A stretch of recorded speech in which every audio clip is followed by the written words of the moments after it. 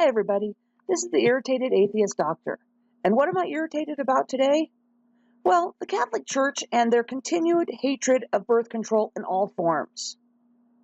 Obviously, that video at the beginning was not from the Catholic Church, but I felt that the guilt that they put in to the characters portrayed the same thing. So, let's get started. Welcome to Columbia Catholic Ministry. Now, here's your weekly update from Father Dan O'Reilly. St. Joseph's Seminary. Did anyone else expect, Kiss to come on stage or something? Way too much of a rock star introduction. Seminary is the official theology seminary. Get ready for sex advice from somebody who can't have it. In recent months, there have been many stories about contraception. Who knew that this would become such a popular subject?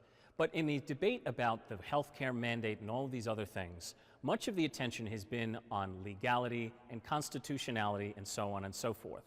More important, though, is for Catholics to understand what the Church exactly teaches on contraception itself.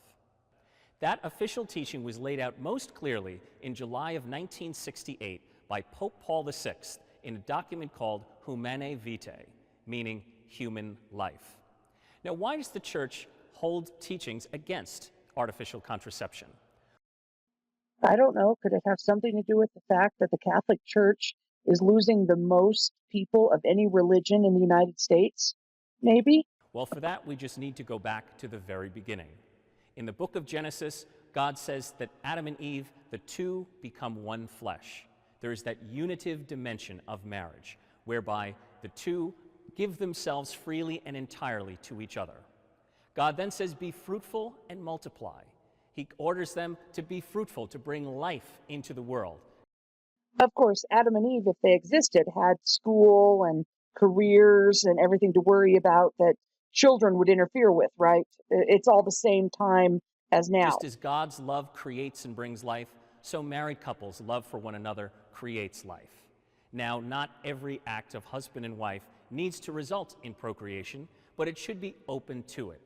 Marriage is designed to be a total gift of self. Just as Jesus gives himself entirely to us in the Eucharist, so married couples give of themselves entirely to one another in the sacrament of marriage. Contraception is not unitive because it puts either a physical or chemical block between husband and wife. It's like saying, I give myself entirely to you, except my fertility. That I'm holding back. So what I get here is that he's saying that any woman who has to take hormones because of an imbalance is not really in love with her husband because she's not giving of her fertility. It's also not procreative because obviously contraception is blocking the very possibility of conception. The Church teaches that couples should practice natural family planning, which is not the rhythm method. It is in fact a scientific way of measuring a woman's cycle so that couples can have relations during infertile periods. It does mean that couples who are not prepared to have a child will have to refrain from relations every once in a while, but that sort of sacrifice can actually help couples grow closer together. I still can't believe that we're having this conversation with somebody who can't have sex.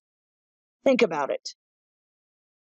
Really. In Humanae Vitae, paragraph 17, Pope Paul VI warned the world about what might happen if widespread use of contraception were to occur. What would happen? Like the 10,667 cases of reported abuse, the 105 priests with last names starting with A that have been accused, the 214 priests with the last name R that have been accused, 278 with the last name starting with B, 251 with the last name starting with C, and I believe D is 256, and even last names starting with E have over 60 accused priests. So you're going to morally justify what might happen if somebody takes birth control? No. He said, first of all, that women might be treated as objects. You mean like in the Bible where the man owns the wife and he can rape her or beat her discipline her? That type of object? Because once the body is separated from the procreative, once the woman is separated from motherhood, suddenly women just become objectified. So not being a mother makes you an object. Is that what he's saying? Not being a mom makes you an object? I think we've seen quite a lot of that in our culture since 1968. He also warns that there could be an increase in infidelity, because once people feel that they're safe from the product of a child, they might be more tempted to stray. And certainly we've seen an increase in infidelity and in divorce since 1968. Are we talking about biblical infidelity? Like, oh, if your concubine lives with you, it's okay, but if she doesn't live with you, it's a problem. Or it's okay to have sex with your slave as long as you feed her. That type of infidelity? Thirdly, he said that it might cause an overall lowering of moral standards.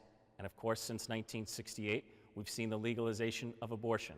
We've seen all kinds of things which have lowered the general moral standards. Okay, first, check back to my last comment about infidelity, and then try and tell me about moral attitudes. Second, I don't believe that the Bible was completely against abortion or killing babies, since it seemed to do it all the time in the Bible. Next. And lastly, he warned that if widespread use of contraception were to occur, governments might start to get involved and tell couples what they should use, how they should use it, and when they should use it. In 1968, that sounded crazy. In 2012, it's quite different. The healthcare mandate has nothing to do with what you have to do. It has to do with the fact that you have to have the option to do what you want to do. Nobody's telling you you can or can't do anything.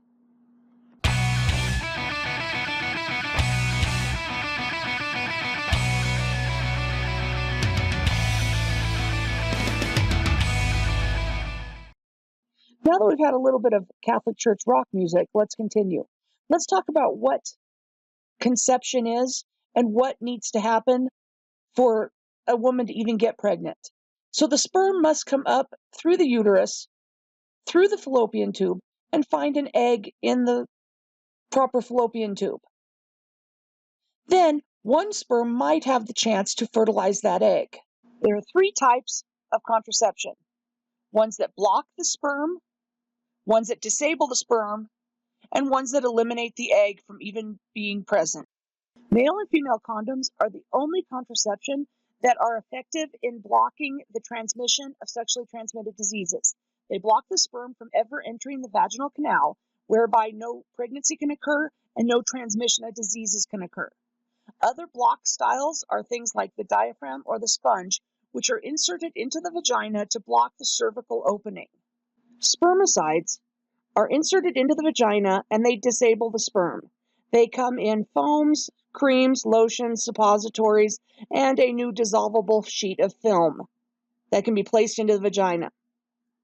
They can be used with other methods, such as the diaphragm, for added protection. The final type of birth control is the suppress method. That is your birth control pill, where there's no egg that is released for the sperm to even find. They come in pills, patches, shots, rings, and it's made up of progesterone and estrogen. The sperm makes their way up and are highly disappointed when there's nothing there for them to find. An added benefit is the progesterone makes the mucus in the cervix really thick and the sperm cannot get through it. One other method is the IUD.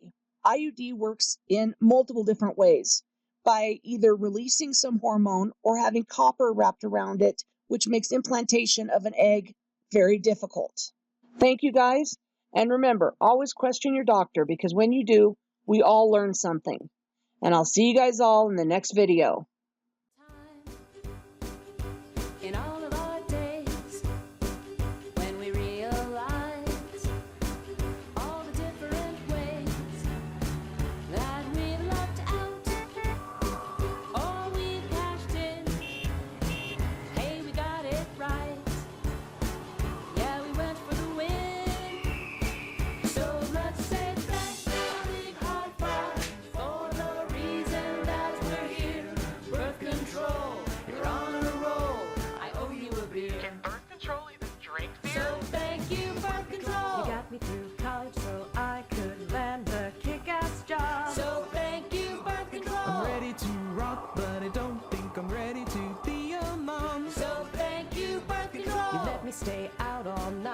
and sleep till 2 p.m. So thank you, birth control. I love my free